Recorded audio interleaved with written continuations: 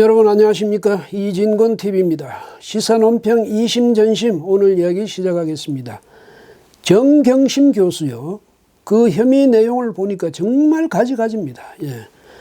박근혜 전 대통령이 이 헌법재판소의 결정에 따라서 대통령직에서 파면된 것이 지난 2017년 3월 10일이었죠. 그날 오전이었는데 그날 낮에 오마이뉴스 오연호 대표가 조국 당시 서울대학교 교수와 인터뷰를 하는 동영상이 있대요. 그걸 그때는 저는 못 봤습니다만 오늘 인터넷 서핑을 하다가 우연히 발견했습니다. 거기 보니까요, 조국 교수가 이제 오 대표의 질문에 답하면서 아주 득이만면한 그런 표정을 짓고 있었는데요. 그 중에 이제 한 부분이 이렇습니다. 이정미 재판관이 결정문을 읽은 그 순간부터 박근혜 대통령은 대통령이 아니다. 오전 11시 이후부터는 청와대에 있을 법적 자격이 없다. 이렇게 기염을 토했습니다. 오늘 안 나오신다고 했는데, 그게 이제 청와대에서 안 나오겠다, 뭐 그렇게 이야기했다는 거죠. 그랬는데, 농담 반, 진담 반으로 하자면 오늘 하루 숙박료를 내셔야죠. 이렇게 이죽거리기까지 했습니다. 그랬던 조국 전 법무부 장관이, 자신의 부인과 또 동생, 오촌 조카 등에 대한 검찰 수사 과정에서 어떤 태도를 취했는지는 뭐 여러분이나 저나 그동안 지켜봐왔으니까 잘 아는 일이고요. 끝없이 부인하고 변명하고 또 어떤 데는 기억 없다 하고 이렇게 해오지 않았습니까? 11일 구속 시한이 만료됨에 따라서 이 시점에 맞춰서 아마 이제 검찰이 다시 추가 기소를 했겠지만요.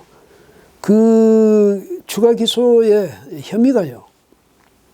14개나 된답니다. 9월 6일에 했던 그 첫 기소 때는 이제 사문서 위조 이 혐의 하나였는데 이번에는 14개 그 혐의에 대해서 기소를 한 거죠. 그렇다면 앞으로는 15개 혐의 사실에 대해서 이제 재판을 받게 됩니다. 근데 신문에 보니까요.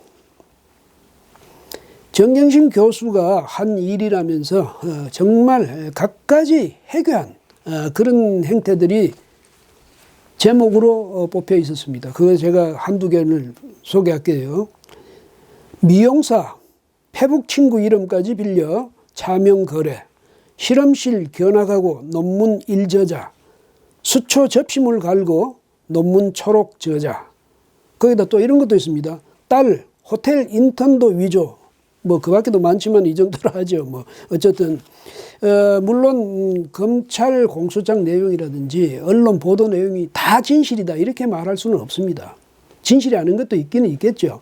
그렇지만은요 이 정도 혐의 사실이라면 이건 조국 전 장관이 페이스북 글쓰기 그만하고 자중해야 할 이유로는 부족함이 없겠죠.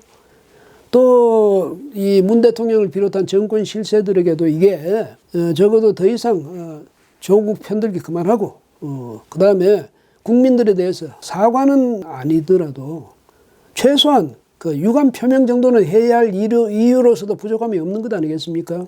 어쨌든 자기 부인에 대한 그 추가 기소와 관련해서 조국 장관, 전 장관 아니나 다를까 또 페이스북에다가 비교적 장문의 글을 또 올렸습니다. 거기 보니까 이런 대목이 있습니다.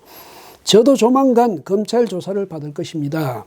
저희 모든 것이 의심받을 것이고 제가 알지 못했거나 기억하지 못하는 일로 인해 곤욕을 치를지도 모르겠습니다. 어떤 혐의일지는 모르나 저에 대한 기소는 이미 예정된 것처럼 보이기도 합니다. 상식인이라면요. 이 부인뿐 아니고 딸까지 지금 공범으로 기소된 상황 아닙니까? 그렇다면 이 모든 잘못은 나로부터 비롯됐다. 모든 책임은 나에게 있다. 나를 구속하고 나를 기소하라. 그리고 내 가족들은 풀어주라. 뭐 이렇게 말을 하거나 아니면 그냥 아무 말을 않거나 그렇게 하지 않겠습니까? 그런데 조 전 장관은요. 자신의 행동으로서 자식들에게 그런 가르침을 주고 싶은 생각은 별로 없는 것 같습니다. 뭐 결과론일 수도 있습니다만은 조 전 장관요. 사실은 뭐 아마 문재인 정권 성립에 크게 기여를 하긴 한 모양인데 그렇더라도 그 조력자 역할에서 끝냈어야 하지 않느냐 이런 생각이 듭니다. 과욕은요.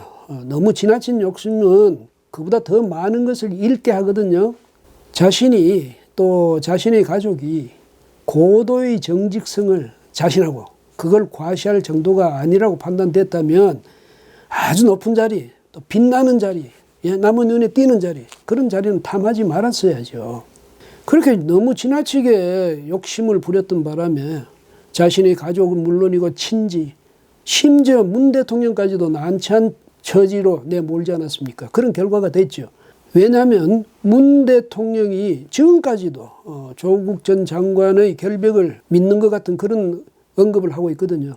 그러니까 제도 내에 숨은 그런 특권, 그런 이제 불공정 때문에 조 장관이 억울하게 지금 이 순환을 겪고 있는 것처럼 그렇게 말해오지 않았습니까?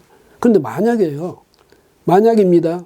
왜냐하면 결과를 예단할 수 없으니까 만약에 조 전 장관과 그 가족들이 정말로 불법을 저질러가지고 그래서 죄가 확정이 되는 거라면 문 대통령 이미지가 어떻게 되는 겁니까? 공정하지 못한 대통령, 정직하지 못한 대통령, 정의롭지 못한 대통령이 되고 마는 것 아닙니까? 국민한테 그렇게 인식되고 마는 것 아니겠습니까? 조 전 장관이 대통령에 대해서 그렇게 해서는 안 될 일이죠.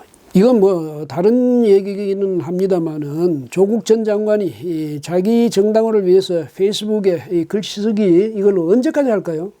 예, 그게 궁금하네요. 그게 끝나는 날이 언제일까요? 자신과 그 가족에 대해서 법원이 유죄 확정 판결을 내리게 되는 날 아마 이제 글쓰기는 더 이상은 하지 않겠죠. 근데 만약에 무죄로 확정 판결이 되는 날 어떻게 되겠습니까? 이제는 아마 조 전 장관 그 페이스북에다가 글 쓰는 정도를 넘어서 이제 소설을 써낼 것 같네요. 뭐 다큐멘터리를 쓰든지. 예, 여하튼 오늘은 여기까지 하겠습니다. 고맙습니다.